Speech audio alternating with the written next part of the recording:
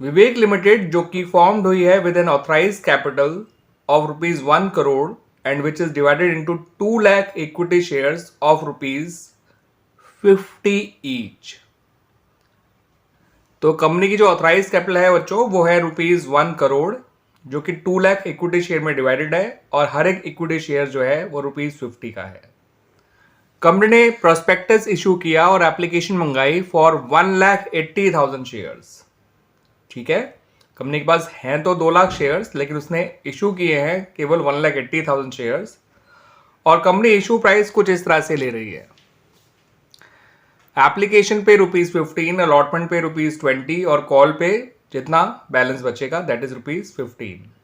ठीक है बच्चों, 15 प्लस 20 35, 50 में से 35 कम करिए, कॉल का पैसा आ गया रुपीज 50।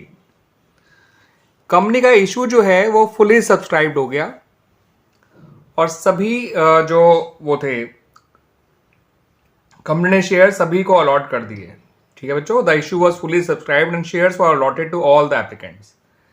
यानी कि 1,80,000 शेयर जो कंपनी ने इशू किए थे वो फुली सब्सक्राइब्ड हो गए और सभी को शेयर्स अलॉट भी कर दिए गए by the company. The company did not make the call during the year. तो कंपनी ने ड्यूरिंग द ईयर कॉल करी ही नहीं। ठीक है बच्चों, तो इसका मतलब कंपनी ने केवल अलॉटमेंट तक का ही पैसा मांगा है और ऐसा बताया नहीं गया कि कोई पैसा नहीं मिला है। तो इसका मतलब जितना पैसा मांगा था वो सारा पैसा कंपनी को मिल चुका है। There is no calls in arrear. ठीक है बच्चों, आपसे कहा गया है कि इतनी इंफॉर्मेशन के बेसिस पे आप हमें बताइए कि balance sheet of A company में शेयर कैपिटल कितना शो किया जाएगा under the heading share holder fund और साथ के साथ उसका नोट्स टू अकाउंट भी बनाकर हमें दिखाइए। ठीक है बच्चों, तो ये चीज़ हमसे मांगी गई है इन द क्वेश्चन। तो बच्चों हम शुरुआत करेंगे अपने नोट्स टू अकाउंट की और नोट्स टू अकाउंट में सबसे पहले लिखेंगे नोट नंबर 1 और उसके सामने लिखेंगे शेयर कैपिटल। और शेयर कैपिटल का जब नोट्स टू अकाउंट बनाया जाता है तो उसके अंदर सबसे पहले लिखा जाता है आपको जितने आपकी ऑथराइज कैपिटल थी या कंपनी की ऑथराइज कैपिटल थी वो लिखी जाती है। तो कंपनी की ऑथराइज कैपिटल थी 2 lakh equity shares of rupees 50 each और 2 लाख इंटू 50 होता है बच्चों 1 करोड़। तो 1 करोड़ आपका यहां आ जाएगा अमाउंट वाले कॉलम में और ये टोटल केवल नोट्स टू अकाउंट में ही रहता है ऑथराइज कैपिटल का। तो यहां पे ऐसे नीचे टोटल कर दीजिएगा इसका। फिर आइए इशूड कैपिटल पे।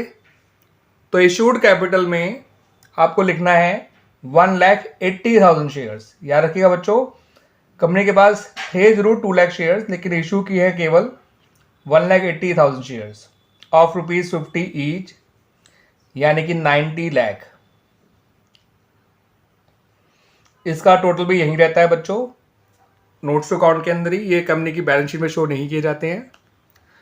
अब आते हैं अपनी सब्सक्राइब कैपिटल पे और सब्सक्राइब कैपिटल में इस बात का ध्यान रखिएगा, वैसे तो सब्सक्राइब कैपिटल के फर्दर 2 पार्ट है, सब्सक्राइब एंड फुली पेड और दूसरा है subscribe but not fully paid जो आपको दिखाई दे रहा है। बट क्योंकि यहाँ पर कंपनी ने इन शेयर्स पे पूरे पैसे मांगे ही नहीं थे तो subscribe and fully paid up जो हेडिंग है वो आएगी ही नहीं नोट्स टू अकाउंट में। ठीक है बच्चों, क्योंकि subscribe and fully paid up में आने के लिए शेयर्स का fully called up as well as fully paid up दोनों होना जरूरी होता है। जब कंपनी ने पैसा फुली कॉल्ड अप ही नहीं करा है, आखिरी कॉल मांगी ही नहीं है, तो subscribe and fully paid up में कुछ आएगा ही नहीं। तो जितने शेयर इशू किए थे कंपनी ने उतने ही शेयर सब्सक्राइब हो गए हैं। तो सब्सक्राइब और नॉट फुली पेड में आएंगे 1,80,000 shares he equity shares of rupees 50 each और कॉमा लिखिए रुपीज 35 कॉल्ड अप, क्योंकि आप जानते हैं कंपनी ने आखिरी के 15 रुपए नहीं मांगे हैं तो कॉल्ड अप वैल्यू रुपीज 35 हो गई। ठीक है बच्चों, तो 1,80,000 इंटू 35 करेंगे आप जो कि निकल कर आएगा रुपीज 63 लाख। तो रुपीज 63 लाख आपका सब्सक्राइब कैपिटल का टोटल हो जाएगा जो कि subscribe but not fully paid up capital के अंदर शो किया जाएगा और यही 63 लाख आपका बैलेंस शीट में जाएगा under the heading share capital share holder fund. ठीक है, और सब हेड शेयर कैपिटल। आइए इसको बैलेंस शीट में कैसे लिखेंगे वो भी देख लेते हैं। तो बच्चों बैलेंस शीट में सबसे पहले आप लिखेंगे ऊपर in the books of Vivek limited, जो कंपनी का नाम है, लिखेंगे बैलेंस शीट, ब्रैकेट में एक्सट्रैक्ट डाल दीजिएगा क्योंकि आप कंप्लीट बैलेंस शीट नहीं बना रहे हैं। फिर आपको 3 कॉलम बनाने हैं, पहला कॉलम पर्टिकुलर्स का, दूसरा नोट नंबर का, तीसरा अमाउंट का। इसमें आपको पहले लिखना है जो बैलेंस शीट की लायबिलिटी साइड का पहला पार्ट है, इक्विटी एंड लायबिलिटीज, वो लिखना है। उसके अंदर आपको हेडिंग डालनी है शेयरहोल्डर फंड, और उसके नीचे सब हेड लिखना है शेयर कैपिटल। शेयर कैपिटल के सामने नोट नंबर 1 डालना है और ये अमाउंट 63 लाख लिखना है। ठीक है बच्चों, बस इतना ही काम आपको करना है बैलेंस शीट के एक्सट्रैक्ट में।